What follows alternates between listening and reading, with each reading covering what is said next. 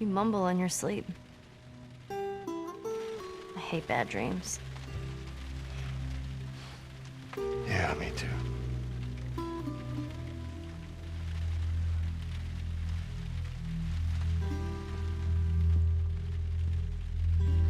You know, I've never been this close to the outside. I mean, look how dark it is. Can't be any worse out there. Can it? What on earth do the Fireflies want with you?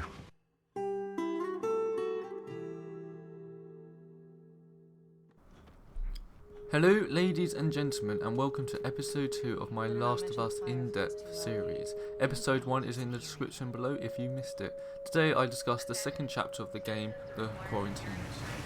What shocked people most about this chapter is the fact it starts 20 years on from the events the introduction began in The Last of Us. This is something I don't think we really saw coming. We knew there would be a fast forward period, but a whole 20 years feels like a lifetime, and I'm sure it did to Joel.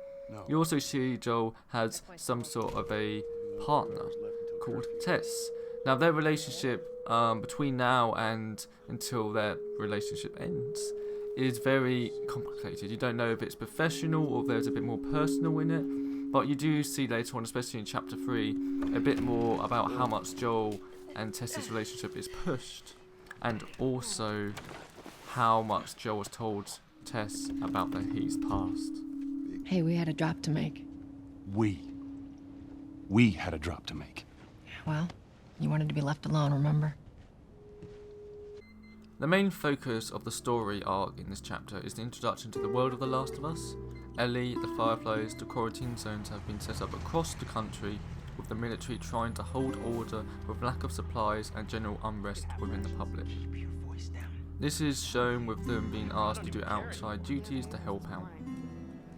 I've been selected for outside work duty. That's such crap. All this is done with overhearing and optional conversations. It brings so much more depth to the world and characters' relationships as the game progresses. While searching for the backstabbing Robert, the Fireflies ambush the Boston quarantine zone and all war breaks loose. You are escorted through a building and where you start learning the mechanics of the game. Some would say this chapter is more of a tutorial of the game, building your understanding of the mechanics, combat engagement, and the mysterious relationship with Tess. Having clever design makes it so you connect the mechanics you wish to learn, while building an understanding of Joel's and Tess' relationship and the hardship the world has after 20 years on.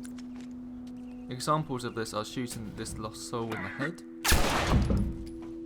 Tess helping you generally around the course of this chapter, because she can hold her own. I think I can handle it. Alright. And even getting shot straight away by the military if you push them to.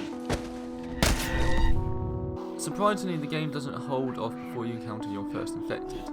Even though it's only the first stage of infected, it surprises you, and learning that stealth and even sometimes fully avoiding enemies is the best course of action to preserve life and bullets.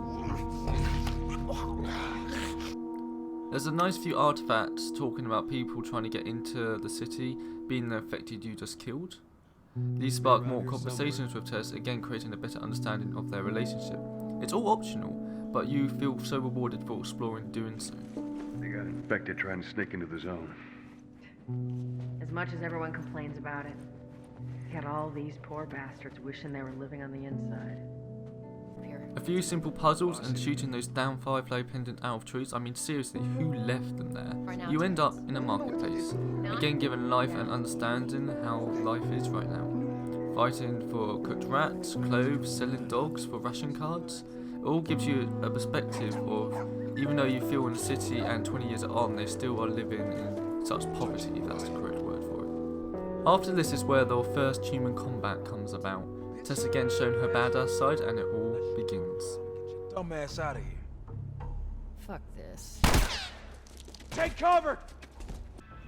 The AI in this game, especially on the harder difficulties, is hard to counter, normally splitting up and tracking you down. This example here on one of the final engagements of this chapter shows a melee enemy who is slowly trying to flank you around the corners as he cannot do a front-on-front engagement with you because you have a gun.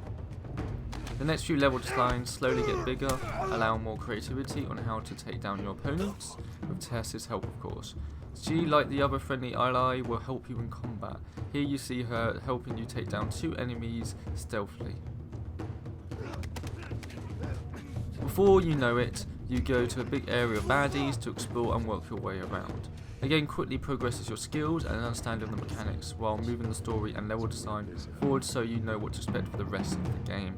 A well thought tutorial, even if you can call it out within the first half an hour of the experience. Eventually you get to the cutscene after tracking Robert down and ending him quite swiftly, learn he's double crossed you and sold the guns to the Fireflies. Again, this scene showing Tess being very ruthless in negotiations.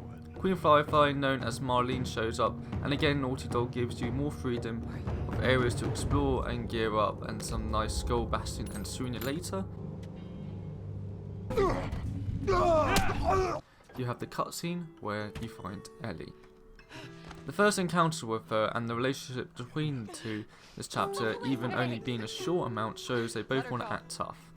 You always think with Sarah that Joel maybe doesn't like being around kids anymore and the pressure can be too much, but for the first few conversations I believe it's more between a rock and a hard place for him. You also learn that Tommy, your brother, was partnering with the Fireflies. Things didn't go so well and they departed, leaving on the best terms with Joel.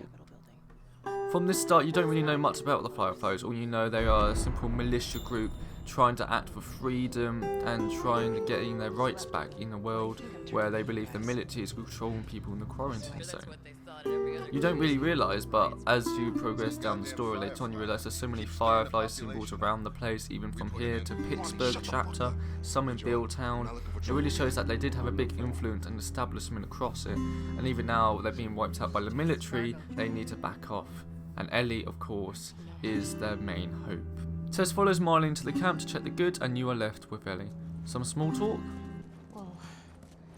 I heard all the shooting, but what happened? The Fireflies. Simple puzzles? And not giving a shit later. I don't know why. To be honest with you, I give 2 shits what you're up to. You end up with the final cutscene of the chapter, and honestly one of my favourites, only because of the interaction between the two. Your watch is broken. It hits you, and Joel right in the feels. Such a little thing you have completely forgotten about the fact he still has the watch, even more so how Ellie comments on it being broken, linking again to the joke Joel made with Sarah in the introduction. This really hits hard. With the music, it just makes you remember that horrible night 20 years ago. What?